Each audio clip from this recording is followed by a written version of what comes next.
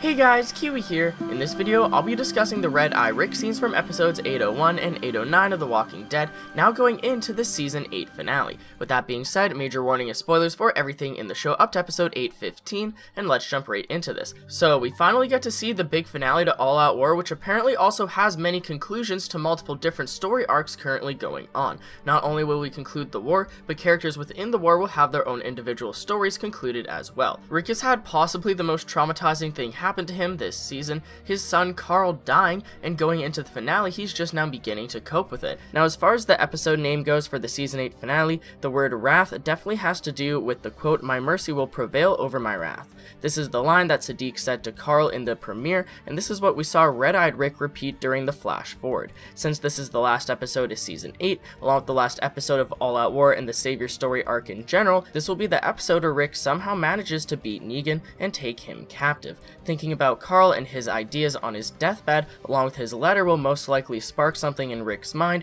where he needs to spare Negan's life and actually take him prisoner in order to begin re-establishing civilization and punishment for those who do wrong. Lately, Rick has just been killing so many saviors willy-nilly, and maybe sparing Negan's life is all the proof that Rick needs in order to get people to believe that he's not just gonna kill anymore. Now, it is a shame that Rick needed Carl's death in order to push him in the direction to spare Negan's life, as Rick came up with this all on his own in the comics, but Rick does have way more of a vengeance for killing Negan on the show than he ever did in the comics, so they did this to try and bridge that gap. So with that all being said, we will finally see the flash forwards from episode 809 and 801 of Rick sitting injured under that tree. We've seen multiple times that this is the moment that he says, "Mercy will prevail over my wrath," but is this really where he decides to spare Negan's life?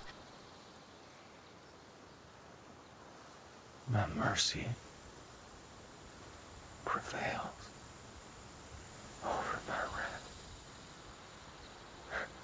Now, after all of this, if he actually decides to spare Negan's life, how will he be able to convince Maggie that this is the right thing to do? And maybe Maggie will be willing to listen to him due to Carl's final wishes being the driving force behind it, but I could definitely see a huge argument breaking out between Maggie and Rick where Maggie just cannot simply accept Negan surviving the war and living in a cage. So, now that we know everything we do going into the Season 8 finale, it's interesting to break down how we saw Red-Eyed Rick in episodes 801 and episodes 809 following Carl's visions, effectively teasing us all this since the premiere. We didn't even know that it was Carl's vision in episode 801, and ever since episode 809, even though we have known that, we still don't know exactly how it's going to properly affect Rick. And you know, I'm really starting to warm up to Sadiq as well. At first, I just kind of thought that they shoehorned his introduction in there as a way to introduce a new character while killing one off, but it really does seem like they've given him a reason to be introduced this early. He's steering away from his comic book counterpart in order to take on a bigger role, considering he's linked to Carl's death.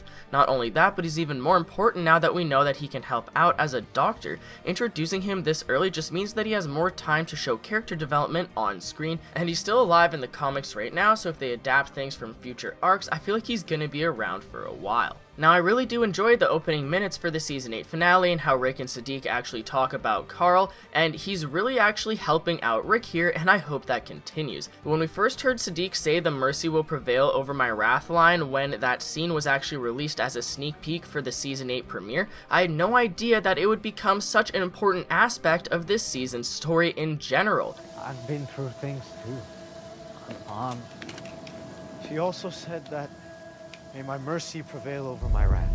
Sadiq says it first, but then we also see Rick saying it in both episodes 801, 809, so why is this so damn important, and why did this even need to be foreshadowed so far in advance? I get that this is going to make it really feel like it's wrapping up the season as a whole, but there better be some good connecting reasons to tease us something like that without us knowing for so long. I mean, come on, what is this, Breaking Bad? And Breaking Bad does it brilliantly, don't get me wrong, that show's great, but that's just something I'd expect from Vince Gilligan and Peter Gould, not Scott Gimple or Robert Kirkman. So what is the context of Rick sitting under this tree? Is this Rick losing the battle? He must be in a very particular situation to be able to peacefully go and sit under that tree alone, because in the flash forwards we saw of this scene, Rick is just sitting there for so long with red eyes as he eventually says the wrath line, and then he just continues to calmly sit there for even longer. If he was in the middle of a battle, I doubt he would have this much time to just go off and chill for a while, and this scene is completely silent too, so that means that there's nothing going on around him whatsoever.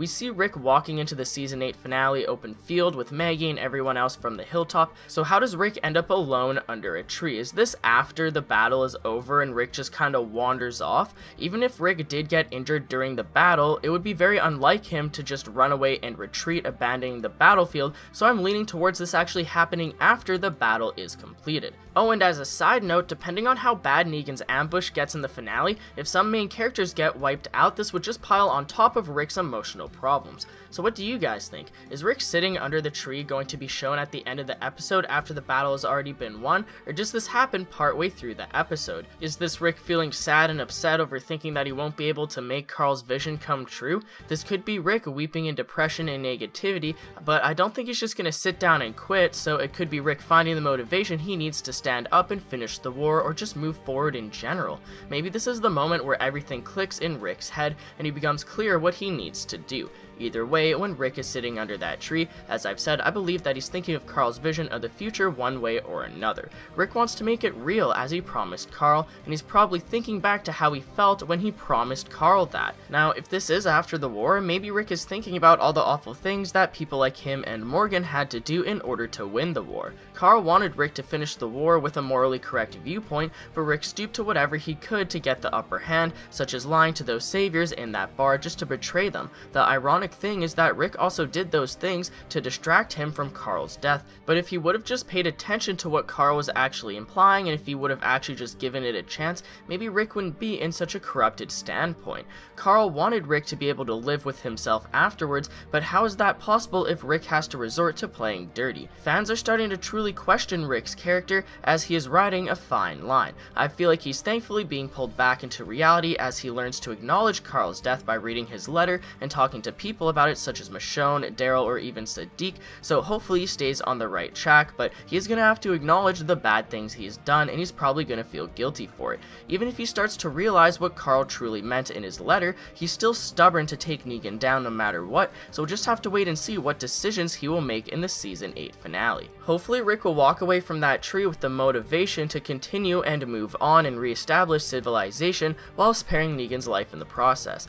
Back during the mid-season finale break for Season 8, right after episode 808 was released, Chandler Riggs confirmed in an interview that Scott Gimple told him that they killed off Carl to make it make sense why Rick saves Negan at the end of All Out War, like in the comics. Halfway through the season, they literally confirmed that Negan would survive. The show creators knew that they wanted the end goal of Rick sparing Negan's life to be the same, but they had to find a way to have it make sense. As I said near the beginning of the video, there's a huge gap between where Rick is in the comics at this point compared to where he is on the show. Although Rick did want Negan dead in the comics, he has been nowhere near as obsessed with it as he is on the show. In the show, Rick says over and over and over again that he will kill Negan, so I could see many viewers being confused by Rick's decision at the end of the war to actually spare Negan's life if they don't have it make more sense by giving Rick more of a reason to think that way, such as Carl's dying wishes. As I said earlier, in the comics, Rick came up with the idea to spare Negan's life all on his own, but since they created such a big gap with Rick's current mindset and their end goal, they needed to literally kill off Carl in order to change Rick's perspective and overall mindset by the time he wins the war. Now personally, I feel like they should have killed off Morgan since he was already set up for that with his all life is precious mindset, but I guess they wanted to turn him into a crossover character, so I guess he's not an option, so they chose Carl instead because they wanted someone impactful enough to actually change Rick's overall perspective and mindset by the time he wins the war. Now, it has been a bumpy ride considering all the brutal things Rick has been doing recently, but that's just to add more conflict so it's not such a straight shot to the finish. And as a side note, how serious is that damn injury on Rick's side under that tree? We originally thought that it would be involved with the Dwight crossbow moment from the comics with that whole fake out, but they effectively gave that to Tara when Simon attacked the hilltop, so I doubt they'll do the same thing twice. Maybe Rick just gets simply injured in the war and that's it, but let me know if you think that there's any more significance to it or not. I'd appreciate a like on the video if you've enjoyed anything I've said today, as it really helps me out more than you can imagine. Feel free to subscribe for more Walking Dead content in the near future, and if you'd like to take that extra step in helping support my videos, consider checking out my Patreon as well. There's a bunch of different rewards involving the channel, such as a chance to directly influence the videos being produced, link in the description. And as always, I thank you all so much for watching, and until next time, I'll talk to you guys later. Peace out!